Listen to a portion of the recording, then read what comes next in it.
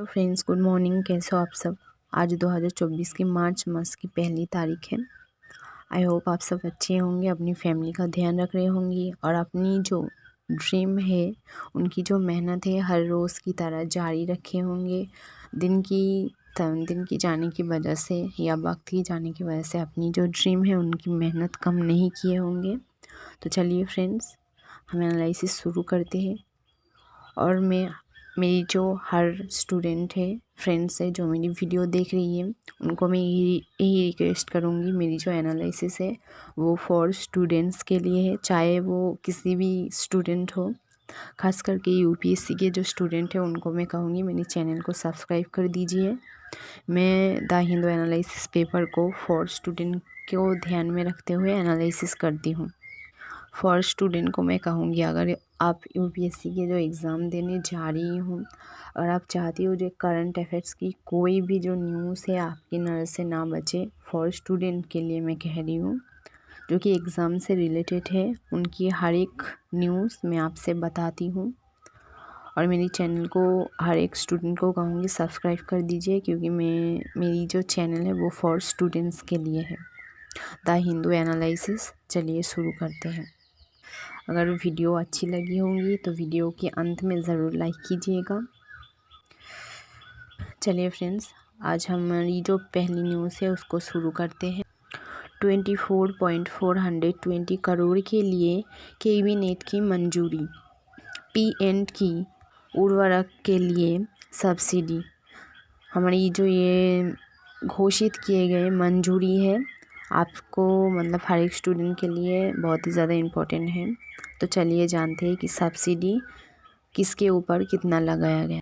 हमारी जो केंद्रीय मंत्रिमंडल है, गुरुवार को आगामी खरीफ सीजन की पोषक तत्व को आधारित सब्सिडी दरों और एनबीएस योजना के तहत 3 और उर्वरक ग्रेड को शामिल करने की मंजूरी दे दी है। फ्रेंड्स, ये क्वेश्चन आ सकती है कि अचानक से ये सब्सिडी मंजूरी और मतलब एक तो थी अगले साल से ही, अचानक अभी 3 देने का कारण क्या है? तो कारण होगा 24.420 करोड़ के लिए कैबिनेट की मंजूरी। मतलब ये जो करोड़ है, मतलब ये जो रुपए हैं इनके लिए, ठीक है। और फ्रेंड्स, मेरी बातों से अगर आपको समझ में आ गई होंगी, ये नोट्स है, ये एक मंजूरी है। इनको अगर स्टोरी की तरह समझना चाहोगे तो अगर कहूँ तो इसमें समझने वाली कोई बात नहीं है। और ये जो मेरी नोटिस है फ्रेंड्स, इसमें से शॉर्ट क्वेश्चन मतलब कम से कम 10 आएगा। और मेरी जो नोट है पूरा स्क्रीन में दिया हुआ है, आपको नोट बना लेनी है। मतलब पूरा नोट नहीं बनानी है, कब कितना पर कितना सब्सिडी लगी है। चलिए जानते हैं। आवश्यकताएं लगभग 224.420 करोड़ होगी। नाइट्रोजन पर सब्सिडी होगी 47.0.2 प्रति किलोमीटर और फास्फेटिक पर होगी 124.72 प्रति किलोग्राम एवं रबी सीजन में 220.82 प्रति किलोग्राम एवं पोटास पर 2.38 प्रति किलोग्राम और सल्फर पर 21.89 प्रति किलोग्राम तक गई है। हमारी जो सरकार कह रही है कि 2023 में भी रबी सीजन में लगभग नाइट्रोजन, पोटास और सल्फर की सब्सिडी इतनी थी। मतलब ये तीनों जो है एक ही थी। सरकार कह रही है कि ये जो सब्सिडी है उनकी जो पेश करने की मेन कारण है, इससे हमारी किसानों को जो है एकदम श्योरली पता चलेगा कि अभी इस साल में क्या क्या है। इस साल में मतलब अगले साल से जो है वो 3 ही मिलते हैं, नाइट्रोजन, पोटास और सल्फर। इसके अलावा जो 2 दिया गया है वो अलग है। और ये देने का मेन जो कारण है, सरकार की जो कारण है कि इस साल की जो सब्सिडी है वो पूरी तरह अच्छी तरह से सबको पता चल जाए या किसानों को पता चल जाए। चलिए फ्रेंड्स, अगली न्यूज़ पर चलते हैं। फ्रेंड्स, जो इसराइल की युद्ध चल रही है, आई होप ऐसा कोई मेरे स्टूडेंट नहीं है जिसको नहीं पता है कि इसराइल की युद्ध चल रही है। तो इसराइल की युद्ध की सहायता स्तर पर हमले में 104 लोग मारे गए। गाजा में मरने वाले की संख्या है 30,000 पर। मतलब फ्रेंड्स, मैं एक बार हिंदी एक बार इंग्लिश बोल रही है, आपको डिस्टर्ब हो रही है शायद, सॉरी। मतलब गाजा की जो युद्ध चल रही है, सॉरी फ्रेंड, इसराइल की और गाजा की जो युद्ध चल रही है, उनकी सहायता स्थल पर 104 मारे गए और गाजा में मरने वाली संख्या है 30,000 पर। संयुक्त राष्ट्र का कहना है कि मतलब हमारी जो राष्ट्रीय सरकार है, उनका कहना है कि 23 लाख फिलिस्तीनियों में 1/4 भूखमरी का सामना करना पड़ रहा है। मतलब भूख से मर रही है फ्रेंड्स।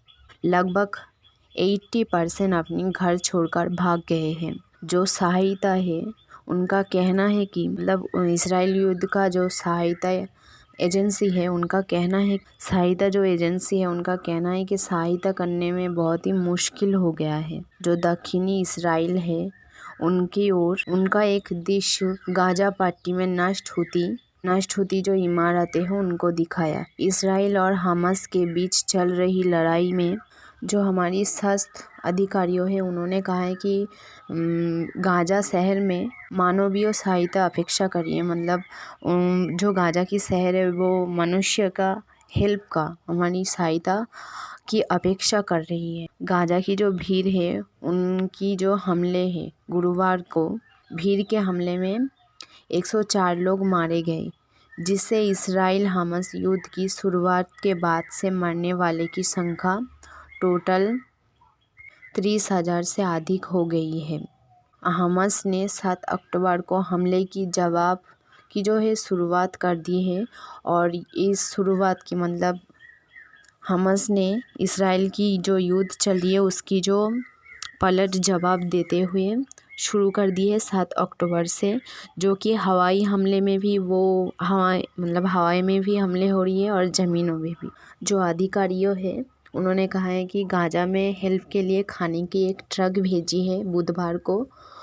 वो जो ट्रक है, वो इस हफ्ता गाजा में पहुंच जाएगा। ये जो सहायता है, वो 1 महीने की क्षेत्र में पहली बड़ी सहायता है या डिलीवरी है। जो इसराइल के हमले हैं, उनमें 104 लोग तो मारे गए लोगों के अलावा भी 280 जो लोग हैं, वो घायल हो गए हैं। जो स्वास्थ्य मंत्रालय है, उन्होंने कहा है कि टोटल जो फिलिस्तीनियों की मरने की संख्या है, वो 0.35 हो गई है, जबकि 70.457 घायल है। दक्षिणी जो इसराइल है, हमास की हमले ने इसराइल को भड़का दिया है, जिसमें 1,400 लोग मारे गए हैं, जिसकी ज़्यादातर नागरिक थे और आतंकवादियों को मतलब जो आतंकवादी है, उन्होंने 250 बंदों को पकड़ लिया है। रमज़ान की जो महीना है, वो 10 मार्च के आसपास से शुरू होने से पहले, जो रमज़ान की महीना है, जो 10 मार्च के आसपास से शुरू हो सकती है, वो हमले से मतलब जो इसराइल के हमले चल रही है, इस महीने की वजह से रोकने की थोड़ी सी उम्मीद है। हालांकि वो अपनी शर्तों पर टिकी हुई है कि अगर उनकी जो इसराइल को जो शर्त है, अगर वो मानी जाएगी, तभी जो है रमज़ान की महीने में युद्ध रोकेगी। लेकिन फिर भी एक उम्मीद है और उनकी जो शर्त है, उन पर कोई भी चर्चा नहीं देखा जा रही है। लेकिन उसके बाद भी जो रमज़ान की महीने है, इसलिए थोड़ी सी उम्मीद है सबको इसराइल की युद्ध को रोकने के बारे में, या फिर 1 महीने ही से ही रोकने की उम्मीद है। राफा की जो सबसे बड़ी दक्षिण शहर है, उनके ऊपर हमला करने के लिए गाजा की आधेशी मतलब जहाँ पर गाजा के आधा से अधिक जो है आबादी है, वो वहाँ पर है। संख्या है 2.3 मिलियन है। मतलब अभी उनकी जो नज़र है, वो गाजा के सबसे बड़ी दक्षिण शहर पर है, जहाँ पर गाजा की जो सबसे ज़्यादा आबादी देखने को मिलती है। तो फ्रेंड्स, ये जो है मेरी स्टूडेंट के लिए इसराइल युद्ध से रिलेटेड न्यूज़ थे। चलिए अगली न्यूज़ पर चलते हैं। और अगर नोट करनी है फ्रेंड्स तो मैंने न्यूज़ जो है बहुत बड़ा है, लेकिन मैं आपको उतना नहीं बताती हूँ, टाइम नहीं ज़ाहिर करती हूँ, जितना आपके लिए इम्पोर्टेंट है उतनी ही बताती हूँ। अगर आपको फिर भी क्वेश्चन बनाने में या फिर मेरी बातों से समझ में नहीं आती है तो नोट बनाने में आप मेरी जो स्क्रीन में दिया हुआ नोट है या न्यूज़ है पूरा, उससे आप हेल्प ले सकते हो। चलिए अगली न्यूज़ पर चलते हैं। जो युद्ध चली है फ्रेंड्स, ये भी एक न्यूज़ है जो को आपको जानना चाहिए। वो गाजा की जो युद्ध है उसके खिलाफ ही है। गाजा की युद्ध के खिलाफ, गाजा की जो युद्ध चल रही है उसके खिलाफ विरोध प्रदर्शनों के बीच में ब्रिटेन फिर शासन में उतर रहा है, जो कि बहुत ही चिंताजनक, जिसके बारे में बहुत ही चिंताजनक आलोचना की गई है। ब्रिटेन फिर शासन में उतर रहा है, ये सुनकर पीएम सुनक ने चेतावनी दी है। फ्रेंड्स ये ज़रूर नोट कीजिएगा, पीएम सुनक ने चेतावनी दी है। प्रधानमंत्री ऋषि सुनक ने कहा है कि इसराइल हमास की युद्ध के खिलाफ विरोध प्रदर्शनों से पैदा हुई दबाव के कारण ब्रिटेन फिर शासन में और ब्रिटेन जो है भीड़ शासन की ओर बढ़ रहा है, उनके खिलाफ विरोध जा रहा है, जिसकी जो है मानवाधिकार समुद्र ने चिंताजनक आलोचना की है। मतलब फ्रेंड्स ये सुनकर हमारी छोड़िए, प्रधानमंत्री ऋषि सुनक जो है बहुत ही चिंतित हो रही है और वो समझा रही है कि इसराइल युद्ध में अभी तक गाजा में टोटल जो है 30 पॉइंट, जो मैंने इसकी पहली न्यूज़ में आपको बताया फ्रेंड्स, कितनी लोग मारे गए, इतनी लोग घायल है। और 7 अक्टूबर को इसराइल पर हमास के हमले के बाद से ब्रिटेन में यहूदी विरोध और मुस्लिम विरोध, मतलब इसराइल की जो युद्ध की जो खतरा है वो बढ़ रहा है दिन के दिन। मतलब ये जो है चिंताजनक आलोचना उन्होंने बताई है एकदम। फ्रेंड्स मैंने पहले ही बताया, न्यूज़ जो होती है बहुत ही बड़ा होता है, लेकिन मैं आपको जितना ज़्यादा मेरी स्टूडेंट को जानने की ज़रूरत है मैं उतनी ही बताती हूँ। चलिए अगली न्यूज़। हमारी ये जो न्यूज़ है वो भी एक नई योजना बनाने की तहत है। चलिए जानते हैं। टीवीएस होल्डिंग्स ने 25 मार्च को एनसीआरपीएस को भुनाने की योजना बनाई है। चलिए योजना में क्या बनाई है देखते हैं। टीवीएस होल्डिंग्स लिमिटेड ने घोषणा की है कि उसकी 90% संचाई और परिवर्तनों ने प्रत्यय वार्यता शहर 25 मार्च को परिपक्व होगी और वापस में व्यापार से निष्क्रिय कर दी जाएगी। प्रति एनसीआरपीटी पर 10 रुपये पूर्ण और अंतिम मोचन राशि और प्रति एनसीआरपीटीएस मोचन मूल्य पर 90% प्रति वर्ष की दर से कूपन भुगतान और भुगतान करने के लिए 13 मार्च तक की गई थी। एनसीआरपीटी 25 मार्च को भुनाया जाएगा। फ्रेंड्स एक्चुअली भुनाया का मतलब एक्चुअली फ्रेंड्स इनका कहना है जो 25 मार्च को जारी रहेगा। अन्य एकदम छोटी सी न्यूज़ है, पूरी तरह स्क्रीन में दिया हुआ है, आप पूरी तरह से इनको नोट करके रख सकते हैं।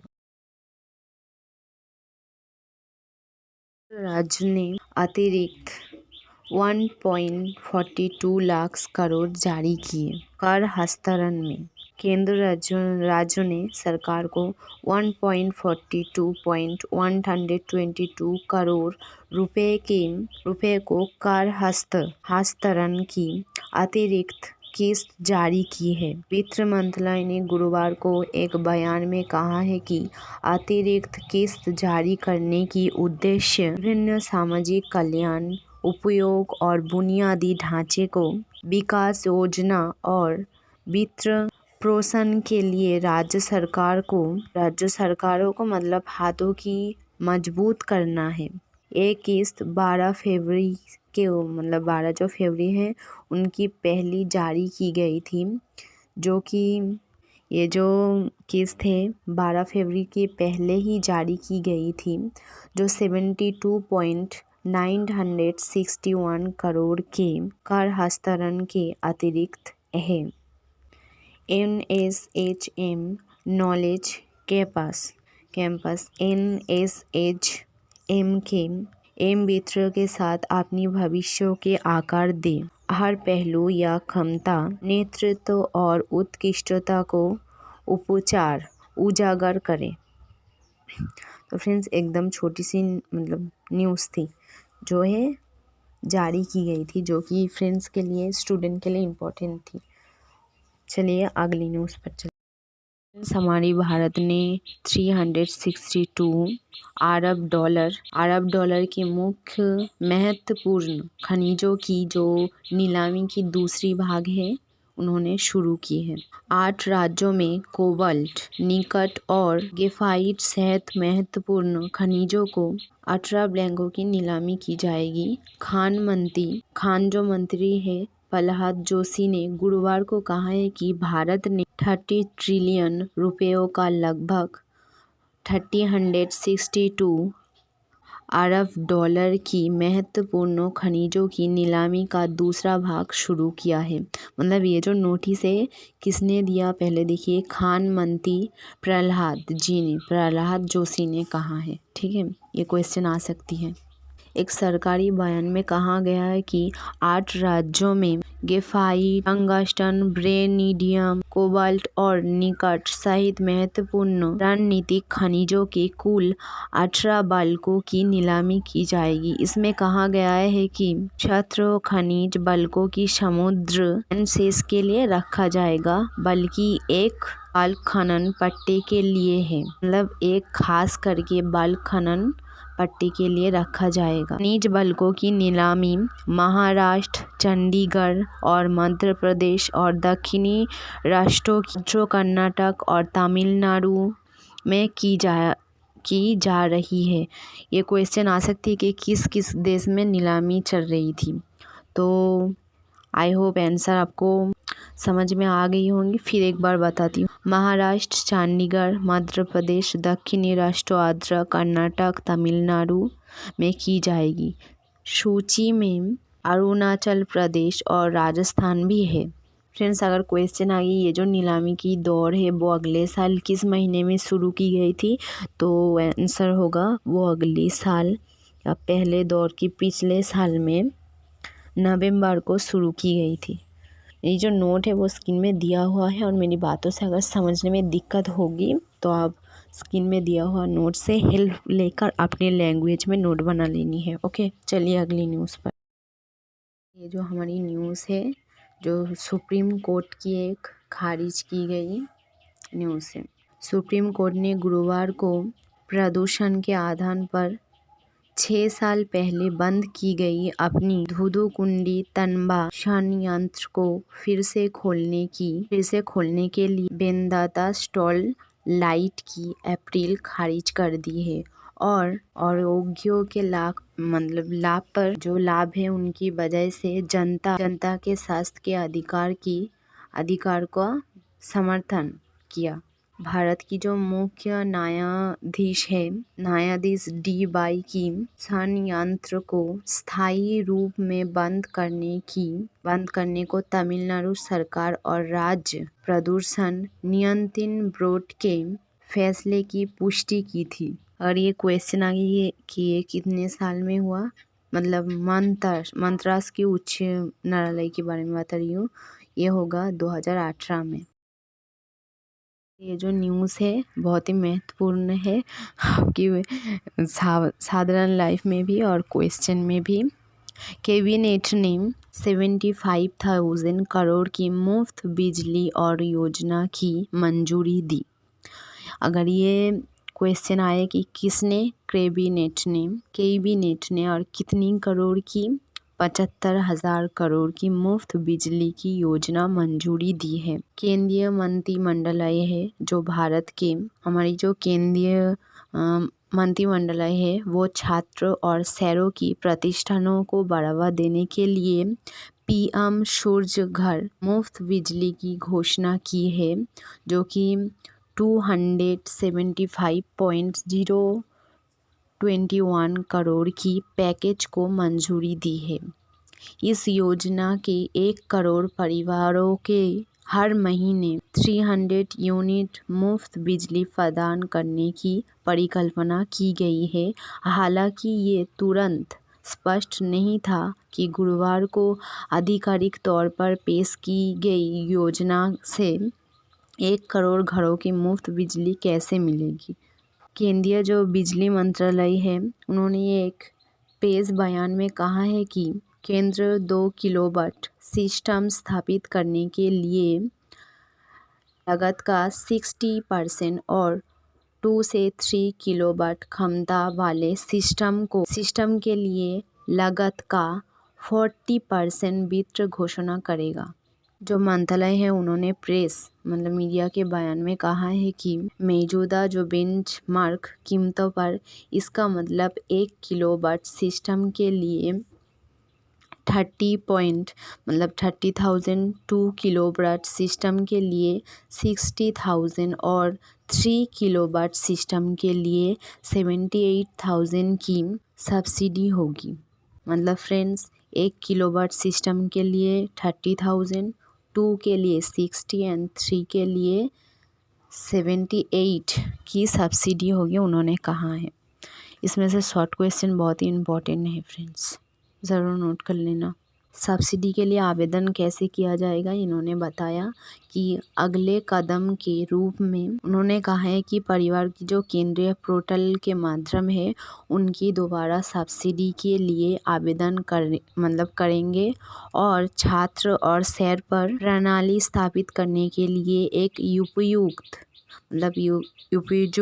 विक्रेता का चयन करने की सक्षम होगी। राष्ट्रीय पोर्टल उचित जो सिस्टम आकार है, लाभ कैलकुलेटर, विक्रेता एंड रेटिंग इत्यादि जैसी प्रकाशित जानकारी प्रदान करने वाली जो परिवारियों है, जो काम चलती है जानकारी के लिए, खास कर एक्चुअली में आप कहा जाए कि ऑनलाइन दुकान में जैसा उनकी बात करिए, ये उनकी जो है निर्णय देने में सहायता करेंगे। विज्ञप्ति में कहा है कि सेब लागतों के लिए परिवार 3 किलोवाट तक आवासीय RTS सिस्टम की स्थापना के लिए वर्तमान में लगभग 70% की संपर्क मूत्र ज़्यादा से ज़्यादा जितनी हो सके उतनी कम ब्याज और ऋण पर जितनी ऋण या ब्याज के कम खर्चों पर या उपयोग करने की सक्षम होगी वो। इसकी जो तात्पर्य है ये है कि केंद्रीय सब्सिडी को घटाकर सेब स्थापना व्यय उपभोक्ताओं को बहन करना होगा, बिजली के जो है सेव करना होगा। बिजली की जो मंत्री है RK, उन्होंने जैसा कि हिंदू जो रिपोर्टर को 3 फरवरी को बताया था कि उन्होंने कहा कि घर घर में हर एक घर की जो परिवार की बिजली का सहायता एंड जो छात्र शहर का प्रणाली निःशुल्क करेगा। ऋण चुकाने के बारे में उन्होंने क्या कहा है, चलिए जानते हैं।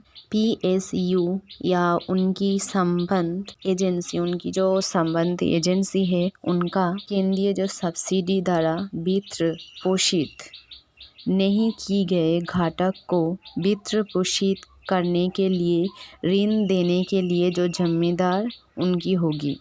ये ऋण उपभोक्ताओं द्वारा उत्पादित अवधि से बिजली को ग्रिड में वापस भेजने पर बैंक को चुनाया जाएगा, बैंक को जो है चुकाया दी जाएगा। अपनी बातचीत में उन्होंने कहा है कि स्थापना की लागत का 60% केंद्र द्वारा सब्सिडी दी जाएगी।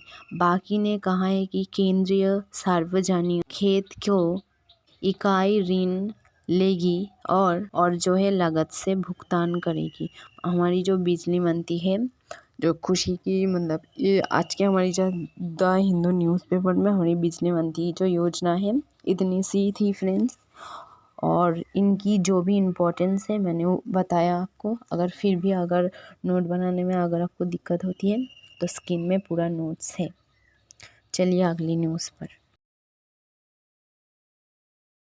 हेलो फ्रेंड्स, ये जो हमारी नोट है वो उद्घाटन के तौर पर एक नोट है छोटा सा, जो कि स्टूडेंट को जानना ज़रूरी है। चलिए जानते हैं। हंगेमे के जो बीच में बीजक के रूसीकोंडा में पर्यटन रिसर्च का उद्घाटन किया गया। फ्रेंड्स, ये जो न्यूज़ है इतना ज़्यादा मतलब इम्पोर्टेंट नहीं है। आप अगर ये उद्घाटन हुआ है और किस तारीख को, आज 1 मार्च है, इतना ही याद रख लीजिए, बहुत है, ठीक है। और ये उद्घाटन अगर किसने किया तो आंध्र प्रदेश की मंत्री RK ने किया, ठीक है। बस इतना ही जान लीजिए, बहुत है। गुरुवार को किसने किया है? आज मतलब गुरुवार को मतलब कल को किसने किया? आंध्र प्रदेश की पर्यटन मंत्री RK ने किया। साइन बोर्ड में फ्रेंड्स 60% कन्नड़ उपयोग की सीमाएं बढ़ाई दी गई है। कर्नाटक सरकार ने घोषणा की है कि सभी व्यावसायिक प्रतिष्ठानों में 60% कन्नड़ साइनेज लगाने की समय सीमा जो है 2 हफ्ता बढ़ा दी गई है। पहले ये समय सीमा 28 फरवरी थी। गुरुवार को उप मुख्यमंत्री और बेंगलुरु के जो विकास मंत्री DJ है शिव कुमार ने एक्स पर पोस्ट किया। ये ध्यान में रखते हुए कि साइनेज बदलने में समय लगेगा, सरकार ने वाणिज्यिक जो प्रतिष्ठान है उनको दी गई समय सीमा को 2 हफ्ता बढ़ाने की फैसला किया, ताकि कन्नड़ नियम में 60% साइलेंज का पालन की जा सके। ये बढ़ाने के जो मेन कारण है कि 60% का जो साइनेज का पालन की जा रही है, वो मतलब पालन है उनकी जो पालन अच्छी तरह की जाए, इसलिए राज्य सरकार ने 26 फरवरी को एक गजट अधिसूचना में व्यावसायिक प्रतिष्ठानों में साइनेज बोर्डों पर 60% कन्नड़ का उपयोग अनिवार्य कर दिया है। फैसले की राहत मिलती है कि बुधवार को जारी एक आदेश में बृहद बेंगलुरु महानगर पालिका BBMP ने घोषणा की है कि यदि नाम बोर्ड नियमों का उल्लंघन किया गया तो गुरुवार से प्रभावी जो व्यापार लाइसेंस निलंबित कर दी जाएगा और ऐसा वाणिज्यिक प्रतिष्ठानों को सील कर दी जाएगी। ये पूरा जो है नोट्स था फ्रेंड्स। ये जो न्यूज़ है वो अतिरिक्त कराधान है और इसका जो नोट आपको पूरा बनानी है फ्रेंड्स, क्योंकि इसमें ज़्यादा संख्या है। नई दिल्ली 28 फरवरी को केंद्रीय वित्त मंत्री, मतलब ये जो अतिरिक्त कराधान रखने का मेन जो कारण है, इससे शुद्ध राशि का पता चल रही है। तो चलिए ये जो है किसने रखा? हमारी केंद्रीय वित्त मंत्री श्री वाई ने रखा है। चलिए क्या रखा है राशि हम जानते हैं। 1974 से 75 के लिए 186 करोड़ रुपए का बजटीय अंतर इस प्रकार 311 करोड़ रुपया कम कर दी गई है। और जो है 125 करोड़ 125 करोड़ की जो आप्यक करों में निम्नलिखित परिवर्तन है। असंगठित तंबाकू, सिगरेट, धूम्रपान, प्लाईवुड और सीमेंट पर प्रभावी मूल्य शुल्क के 10% की दर से सहायक शुल्क लगाया। डाइन स्टफ पार्टिकल जो ब्लिनीज एजेंसी है, गैसों और रबर उत्पादों पर प्रभावी मूल्य शुल्क की है 20% की दर से लगाया। प्लास्टिक पर पेंट और वार्निश पर प्रभावी मूल्य शुल्क का 1/3% और प्रतित जल, ग्लिसरीन, शेदर प्रसाधन और शौचालय की तैयारी पर प्रभावी मूल्य शुल्क का 50% लगाया गया है।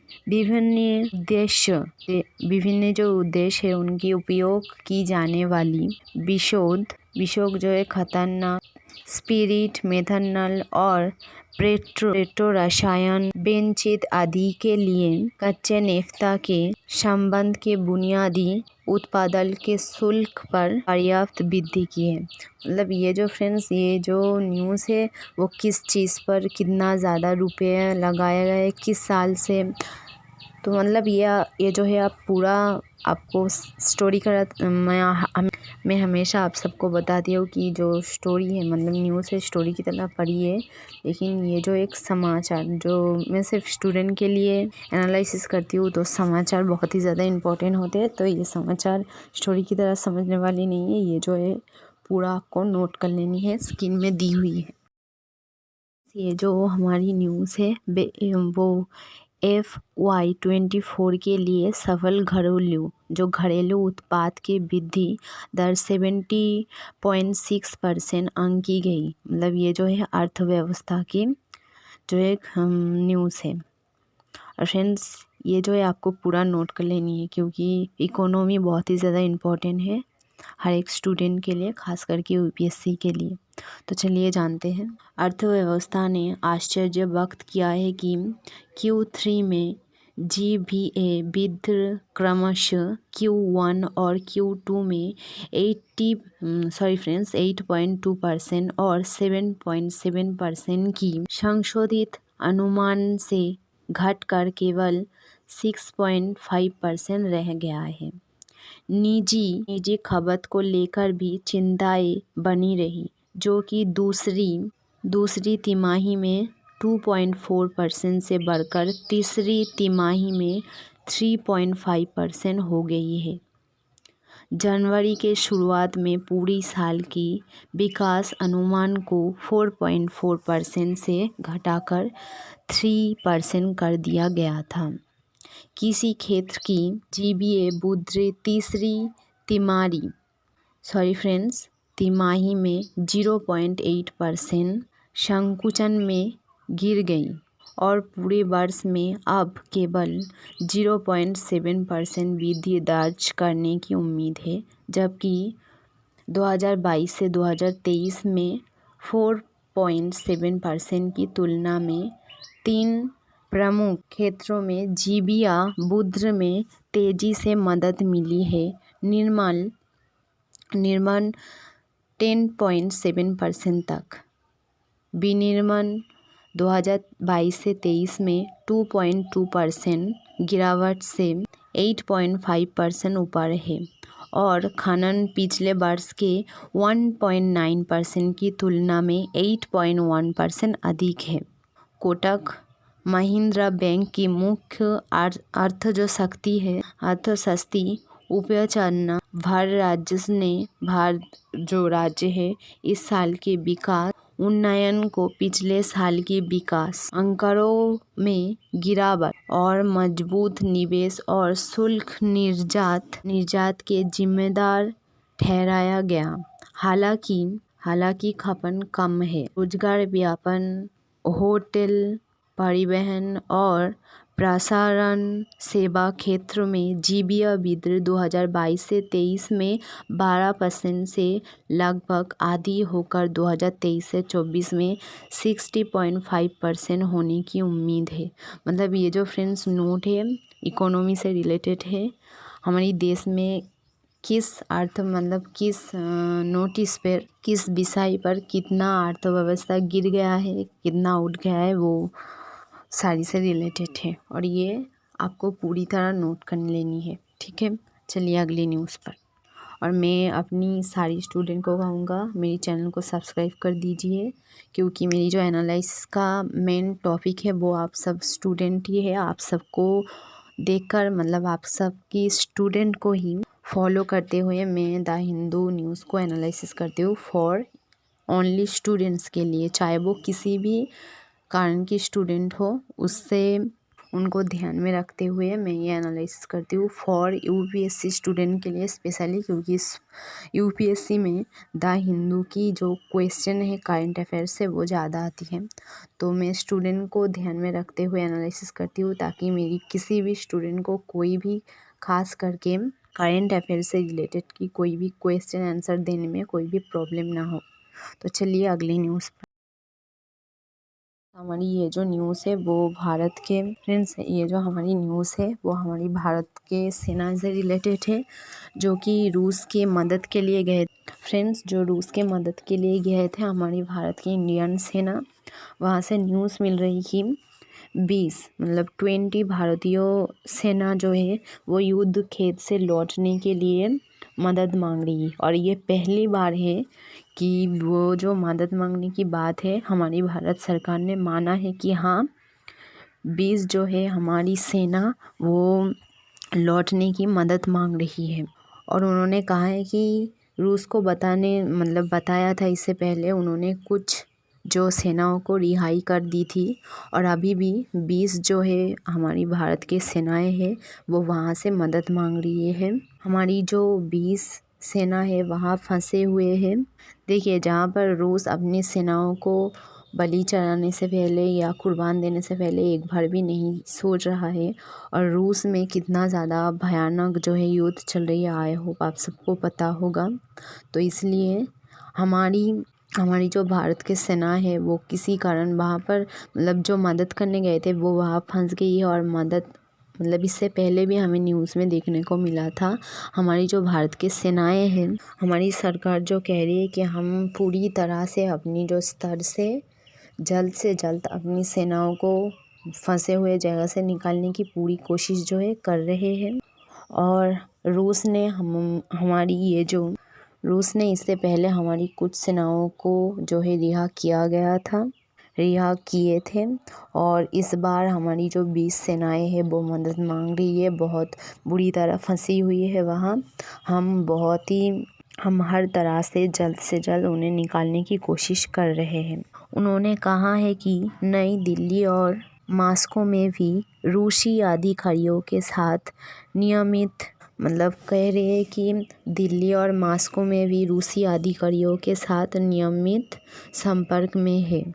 और हमारी द हिंदू की जो रिपोर्टर है उनकी द्वारा हमें पता चला है कि हमारी 3 भारतीय सेनाओं को लड़ने के लिए रूसी पक्ष से लड़ने के लिए उन्हें मजबूर किया गया था, ज़बरदस्ती लड़ने के लिए उन्हें मजबूर किया गया था। तो इतनी ही थी फ्रेंड्स, अगली न्यूज़ पर चलते हैं। हमारी जो ये न्यूज़ है वो तेंदुआ या बाघ से रिलेटेड है। इससे पहले भी हमें सुनने को मिली थी कि बाघ की जो संख्या है वो इतनी ज़्यादा आबादी है बढ़ गई है, और जंगल करने की वजह से वो वन छोड़कर हमारी शहर में या कहीं भी देखने को मिल रही है, जो कि ये बहुत ही रिस्की या भयानक बात है। उससे रिलेटेड हमारी ये न्यूज़ है, चलिए जानते हैं। भारत में जो तेंदुओं का आबादी है या बाघ की, जो तेंदुआ भी कही जाती है, तेंदुआ किस बाघ के बारे में बात करी, आई होप फ्रेंड्स आप सब समझ ही रहे होंगे। उनकी आबादी जो है बढ़कर 30,874 हो गई है। हमारी जो वन संरक्षण करता है वो 20 राज्यों में मांसाहारी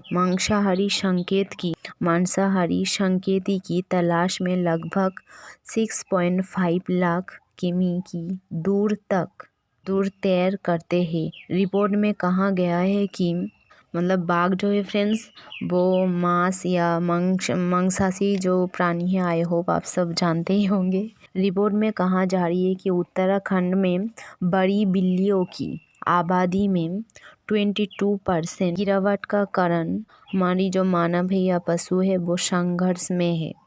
फ्रेंड्स, रिपोर्ट में कहा जा रही है कि अभी हमारी इस समय तेंदुआ जो है वो कहीं भी जहाँ पर इंसान को रहना चाहिए वहाँ तेंदुआ देखने को मिल रही है।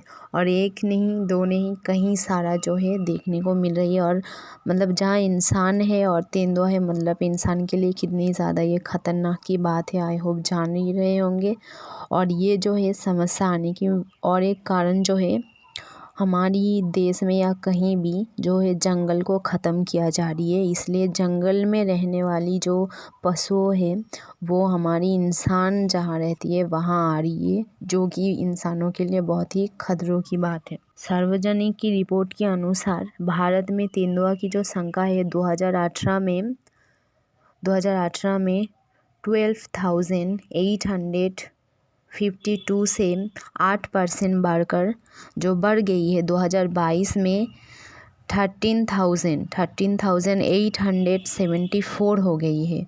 जबकि मध्य प्रदेश में सबसे ज़्यादा जो है तेंदुआ या बाघ होने की हमें न्यूज़ दर्ज की गई है कि वहाँ पर सिर्फ मध्य प्रदेश में ही 3,907 तेंदुआ सिर्फ वहाँ पर ही है।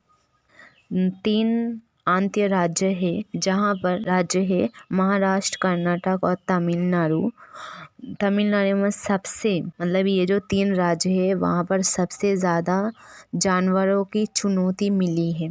महाराष्ट्र में 1985, कर्नाटक में 1879 और तमिलनाडु में 1070 में मतलब 1000 से अधिक जानवरों का चुनौती मिली है। मतलब इस देशों में सिर्फ ये 3 देशों में ज़्यादातर सबसे ज़्यादा जो है जानवर, सिर्फ बाघ नहीं बहुत सारा जानवर मतलब बहुत सारा चुनौती वहाँ देखने को मिली है।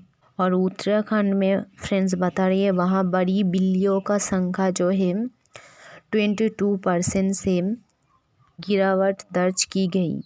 अरुणाचल प्रदेश, आसाम और पश्चिम बंगाल में सामुद्रिक रूप से 150% की वृद्धि हुई और 349 जानवर हो गई है।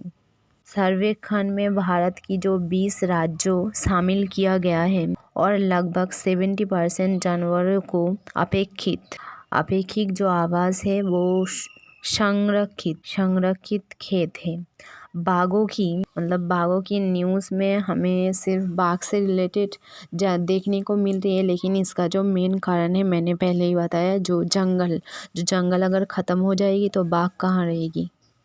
खबर के अनुसार हमें देखने को मिल रही है तेंदुआ की जो 65% आबादी है वो बाहर मौजूद है, मतलब जंगल में या चिड़ियाघर में नहीं है। 65% आबादी जो है वो सिर्फ बाहर मतलब हमारी शहर में, हमारी जो आसपास की छोटी छोटी जंगल है वहाँ मौजूद है, जो कि इंसानों के लिए बहुत ही ज़्यादा खतरे की बात है। रिपोर्ट के अनुसार कहा जा रही है कि उत्तर प्रदेश में तेंदुआ और बाघ दोनों की जो संख्या है बहुत ही ज़्यादा वृद्धि हो गई है। हमारी जो वन सर्वेक्षण करता है वो जानता है कि जो बाघ है या तेंदुआ है वो अपनी खाने के लिए कितना दूर जा सकता है।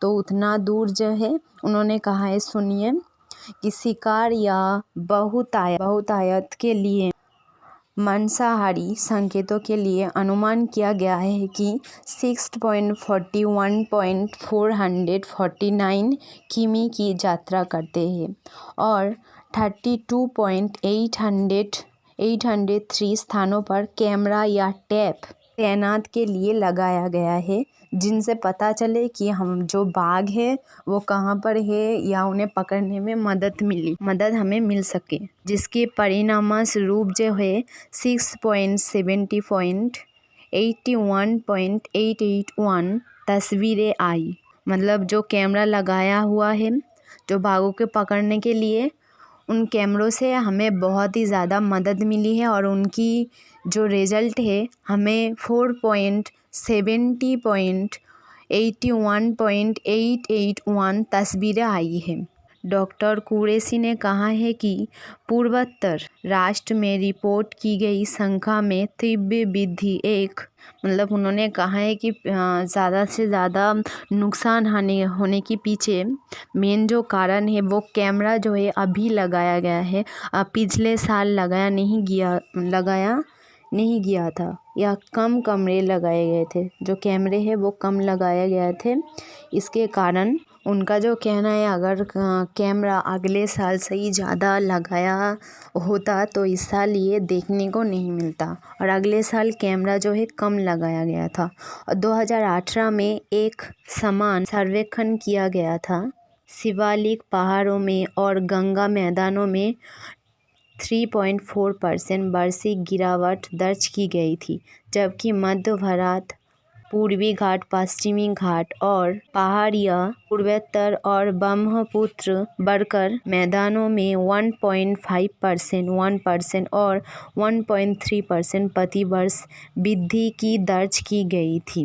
उन्होंने कहा है कि पिछले 4 वर्षों में जनसंख्या स्थिर थी, जो ये भी रिपोर्ट के अनुसार कहा जा रही है कि बाघ से ज़्यादा तेंदुआ की जो आबादी है वो बढ़ गई है, और तेंदुओं की कारण जो है समस्याएं जो ज़्यादा देखने को मिली है और देखने को मिलेगी भी, जो है नुकसान ज़्यादा कर रही है। बाघ से ज़्यादा जो तेंदुआ है उनकी जो क्षेत्र है वो लोगों में ज़्यादा है, प्रभावित जो है ज़्यादा होने की संभावना है। फ्रेंड्स, ये जो हमारी पूरी न्यूज़ है वो तेंदुआ से रिलेटेड है, और इसमें शॉर्ट क्वेश्चन ज़्यादा है और पूरा नोट जो है स्क्रीन में दिया हुआ है। मेरी बातों से जितना ज़्यादा आपको इम्पोर्टेंट होते हैं मैं उतनी ही बताती हूँ, न्यूज़ में उतनी ही ज़्यादा एनालिसिस करती हूँ, फ्रेंड्स, जितना ये तेंदुआ के रिलेटेड बातें इम्पोर्टेंट थी जो कि आपकी एग्ज़ाम में आ सकते मैंने बता दिया, और पूरा जो न्यूज़ है नोट में स्क्रीन में दिया हुआ है। अगर आपको नोट बनाने में जो संख्या मैंने बताई है अगर उसमें दिक्कत होती है तो आप नोट से हेल्प ले सकती हो, और मैंने जितना ज़्यादा इम्पोर्टेंट है मैंने खुद बता दिया, आपको एकदम समझा दिया, उतना ही दिमाग में बैठा लीजिए, बहुत है। चलिए हमारी लास्ट और अगली न्यूज़ पर। हमारी ये जो न्यूज़ है वो नरेश गोयल से रिलेटेड है। तो कोर्ट ने नरेश गोयल को एकदम अंतरिम या लास्ट जमानत को खारिज की और उनको इजाज़त दी कि वो कैंसर की जो है इलाज कर सकती है। इसकी इजाज़त कोर्ट ने नरेश गोयल को दी। मुंबई की एक विशोध अदालत ने गुरुवार को मनी लॉन्ड्रिंग मामलों में गिरफ्तार हुई थी जो नरेश गोयल है, जो किस मामले में गिरफ्तार हुई थी, मनी लॉन्ड्रिंग के मामले में। तो कोर्ट ने उन्हें साफ तौर पर जो है जमानत देने में इनकार कर दी है, और सिर्फ उन्हें अस्पताल में कैंसर की जो है इलाज के लिए उन्हें अनुमति दी है, या इजाज़त करती है या दी है, सिर्फ 2 महीने के लिए। फ्रेंड्स, ये जो न्यूज़ था इतनी सी थी कि कोर्ट ने उन्हें कैंसर की जो इलाज के लिए अनुमति दी है, लेकिन उन्हें रिहाई या फिर जमानत नहीं दी है। और अगर क्वेश्चन आए कि नरेश गोयल किस मामले में जेल में गए थे, तो मनी लॉन्ड्रिंग के मामले में। एकदम छोटी सी न्यूज़ है, और जितना आपको जानना ज़रूरत है स्टूडेंट को मैंने बता दी है। तो फ्रेंड्स, ऑल स्टूडेंट को मैं यही कहूँगी, मेरी चैनल को सब्सक्राइब कर दीजिए, क्योंकि मैं द हिंदू एनालिसिस सिर्फ स्टूडेंट को ध्यान में रखते हुए ही करती हूँ। और मिलते हैं हम कल, तब तक के लिए अपनी ध्यान रखिएगा, अपनी पढ़ाई बहुत ही दिल से प्यार से पढ़ाइएगा।